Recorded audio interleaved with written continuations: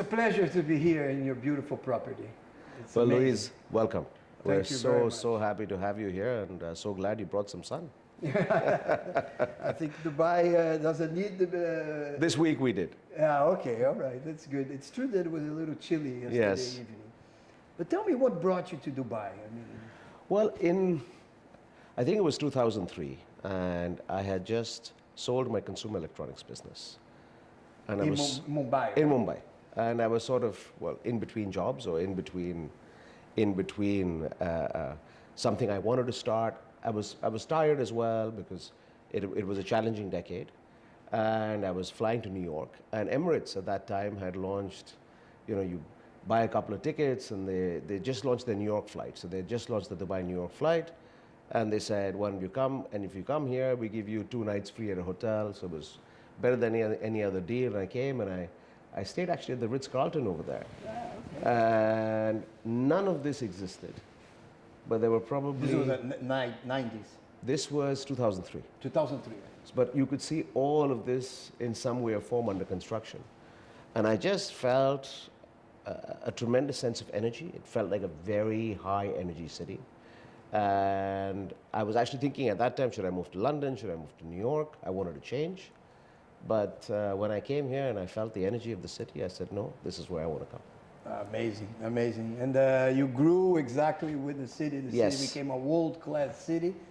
And they did, the leaders did definitely a fantastic job. Yeah? Well, I think it's a true 21st century city. Yeah, absolutely. I mean, if you look back at this, I mean, in every century you see, certain cities emerge, certain countries emerge.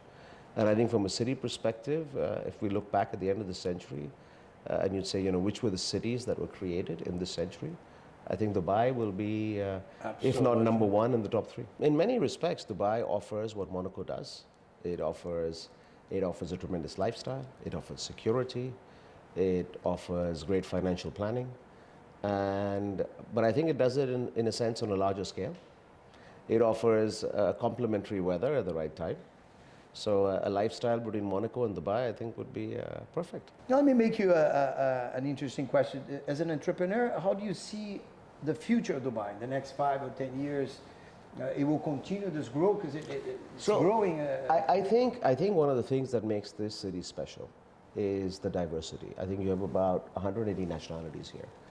And the beauty is that we have 180 nationalities, probably every religion, everybody living in peace. Everybody's coming to collaborate, to create. Everybody's leaving somewhere to do something. So already you have a certain mindset, because you get away from somewhere, you're moving away from your family, you're moving away from your friends. So you are, in a sense, somebody who wants to achieve more, right? You're looking for opportunity. So when you put this diversity and this mindset together, you are going to create something powerful. So so I think it's more than just the physical infrastructure. So as long as you have that mindset, you will always have growth. You will always have innovation.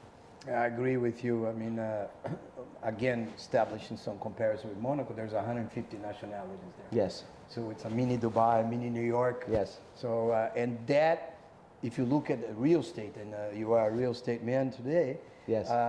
One of the components to generate value is exactly international base of clientele. Yes. And you look at the most successful cities in the world, if it's New York or Paris or London, it's a diversified. Yes.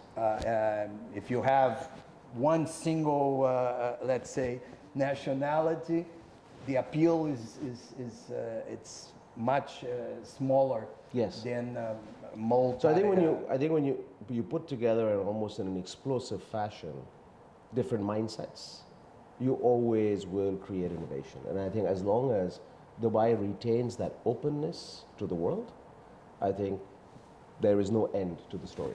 When did you think that 5 was going to be successful? Because obviously I've been here 24 hours, I'm impressed. And I have to tell you, I've been to every single property you can imagine in the world. And even before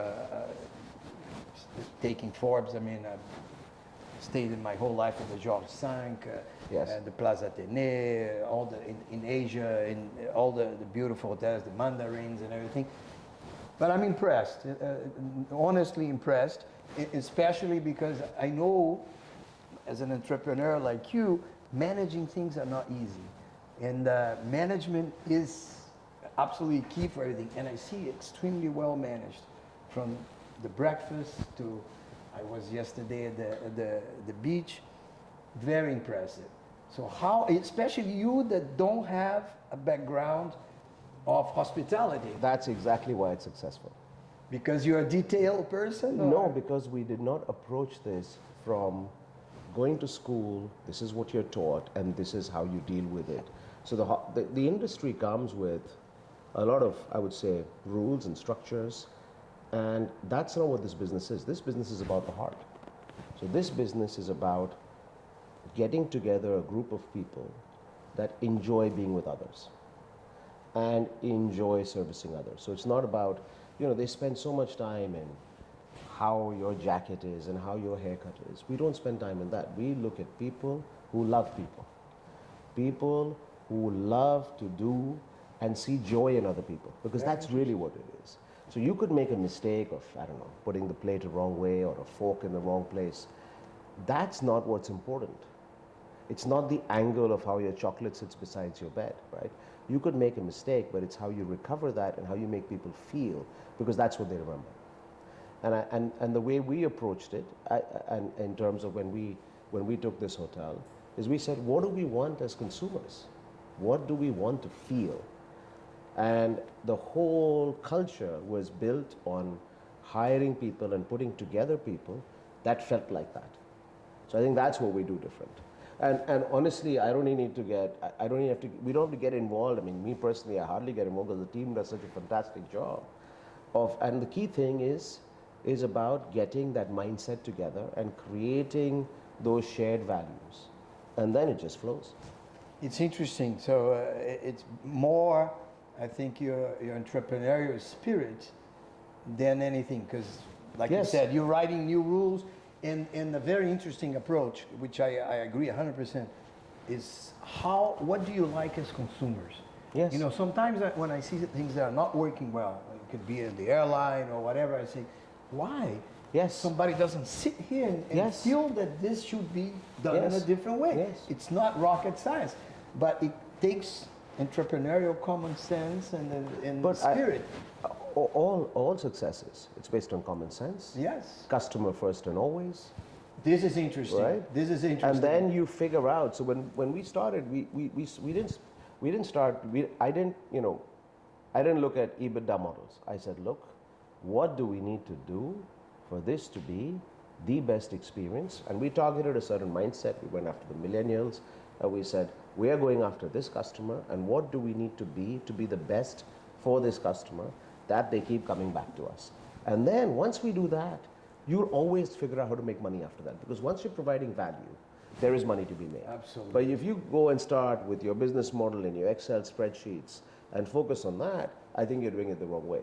Now, the financial world will teach you in your MBA and wherever else, build your model. It's not about building your model, it's about building your customer. And then when you have your customer, you will be able to build a model that makes it profitable as well. Fantastic, Kabir. I think it's interesting that you think like this.